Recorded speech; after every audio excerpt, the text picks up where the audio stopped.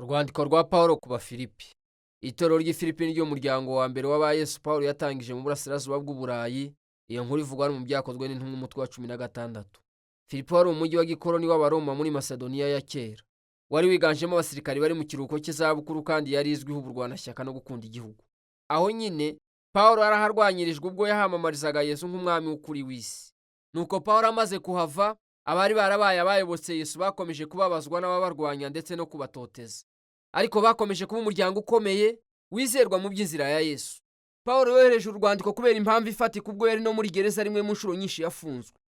Abafilipi bari bohereje umwe mu banyamuryango babo, Epafura, ngo ashyire Pawulo impano y'amafaranga yo kumufasha muri gereza.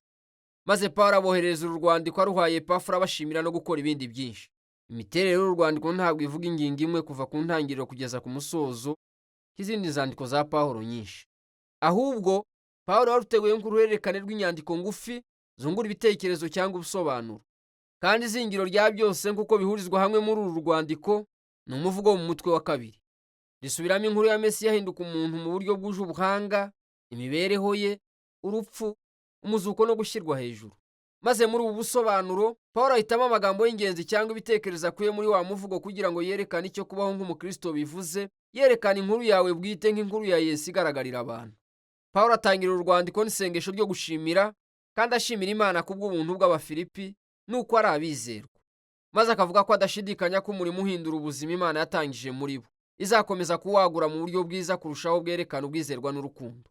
Hanyuma Pawulo noneho akibanda ku mpungenge zigaragara bamufitiye muri icyo gihe zijyanye no kuba afunzwe.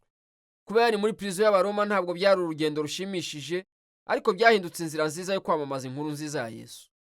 Abarinzi ba gisirikare bose b'Abaroma n'abategetsi bazi ko Pawulo ari muri prison azira kwamamaza Yesu nk'umwami wazutse. Kandi ko gufungwa kwe kwatinyuye abandi bakristo bavuga ibya Yesu mu buryo bweruye kurushaho. Pawulo yari afite icyizere ko azafungurwa, gusa byaranashobokaga ko yanakwicwa. Kandi nk'uko Pawulo abisesengura, mu by'ukuri ntayibona nk'ibyago, kuko agira ati, kuri ngiye kubaho ni Mesiya, bityo gupfa byaba ari inyungu. Ku bwa Pawulo, ubuzima bwa none n'ubwo mu gihe kizaza busobanurwa n'ubugingo n'urukundo bya Yesu. Rero niyicwa, bivuze ko azaba agiye kubana na Yesu, bikazaba bibaye byiza cyane kuri we. Kandi aramutse afunguwe, urumva, bivuze ko yaba agiye gukomeza ashinga imiryango myinshi ya Yesu, bikazaba ari byiza kubw'abandi bantu. Ibyo bikaba ari byo Pawulo yiringiye. Umva uko injyana y'imitekerereze iteye aha. Ku bwa Pawulo, gupfa azize Yesu si cyo gitambo cy'ukuri, ahubwo gukomeza akabaho afasha abandi nibyo gitambo. Icyo rero nibwo buryo Pawulo yagira uruhare mu nkuru ya Yesu, kubabazwa kugira ngo yite ku bandi kuruta uko yikunda. Hanyuma Pawulo ahindukirana Abafilipi maze akabashishikariza kuba urugero rwa Yesu kubwo kugira imitekerereze nk'iyi. Aravuga ati, ubuzima bwanyu nk'abenegihugu bukwiye guhuza n'inkuru nziza ya Mesiya. Abakristo b'i Filipi bari batuye mu ndiri y'abarwanashyaka b'ubwami bw'Abaroma, ariko imibereho yabo yagombaga guhindurwa n'undi mwami, Yesu. Ibyo rero byazanaga gutotezwa. Nyamara ntibagombaga kugira ubwoba, kuko kubabazwa bazira Yesu ari uburyo bwo kubaho kwerekana inkuru ya Yesu ubwe. Ibi bigeza Pawulo ku muvugo ukomeye wo mu mutwe wa 2. Wibutsa byinshi by'imyandiko y'isezerano rya kera, cyane cyane inkuru ya Adamu no kwigomeka kwe mu itangiriro 1-3 n'imivugo ivuga ku mugaragu ubabazwa yo mu gitabo cya Yesaya. Uyu muvugo ukwiye ko wafatwa mu mutwe. Ni verisiyo nziza y'inkuru y'ubutumwa bwiza mu ncamake. Mbere yuko ahinduka umuntu, Mesiya yari asanzwe ariho mu cyubahiro kandi ahwanye n'Imana. Akaba atandukanye na Adamu wagerageje kwihesha gusa n'Imana. Mesiya ntiyashatse gukoresha guhwana kwe n'Imana mu nyungu ze, ahubwo yiyambuye ako kamero ke. Yahindutse umuntu, ahinduka umugaragu wa bose, ndetse ikiruta byose ubwo yiyemeje gusuzugurwa. Yaciriye se bugufi kubwo kwemera gupfa ahemuriwe ku rwiciro rw'Abaroma. Nyamara kubw'imbaraga n'ubuntu by'Imana, urupfu rwa Mesiya ruteye isoni rwarahinduwe kubw'umuzuko. Ubu noneho Imana yashyize hejuru cyane Yesu nk'umwami wa bose, imuhaye izina risumba amazina yose, kugira ngo ibyaremwe byose bimenye ko Yesu Mesiya ari umwami kubw'icyubahiro cy'Imana Data. Nuko rero iyo nteruro ya nyuma iratangaje. Pawulo arimo kwifashisha ibyo mu gitabo cya Yesaya umutwe wa 45. Ni imirongo igaragaza ko ibyaremwe byose byemera Imana ya Isiraheli nk'umwami. Icyo Pawulo avuga aha kirasobanutse.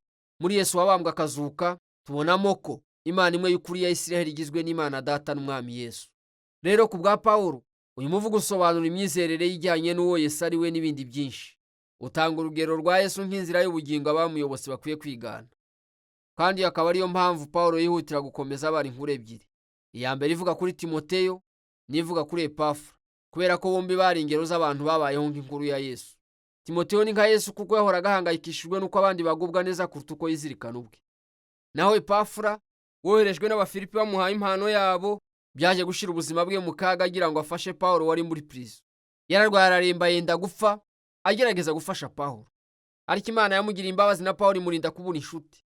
Icyo Pawulo avuga hano uko ari abantu babayeho nk'ingero nzima z'inkuru ya Yesu kandi bakwiye no kubera abandi bareberwaho. Hanyuma Pawulo agaruka ku nkuru ye nk'urugero. Aba bakristo bagombaga abanyamahanga b'abakristo gukebwa. Mwibuke urwandiko yandikiye Abagalatiya.